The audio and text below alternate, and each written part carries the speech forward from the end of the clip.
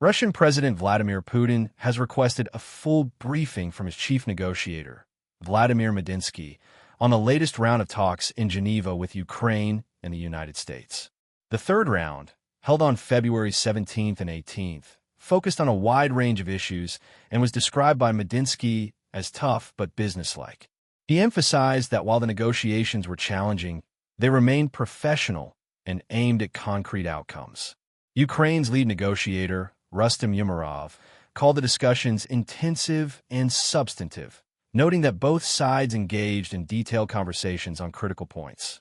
Previous rounds of negotiations primarily addressed security and military matters, while this latest meeting also covered economic issues, including trade, energy, and reconstruction concerns. President Putin insisted that all permanent members of the Russian Security Council be briefed directly on what was agreed and how the talks proceeded, underlining the importance Moscow places on transparency and coordinated decision-making at the highest level. The U.S. delegation included Special Envoy Steve Witkoff and businessman Jared Kushner, reflecting Washington's mix of diplomatic and economic interests in the discussions.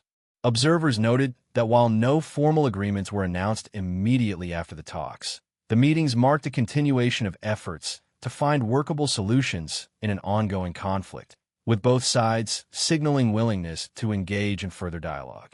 Analysts suggest that these discussions, while complex, are critical for shaping future negotiations on security guarantees, economic cooperation, and potential humanitarian measures.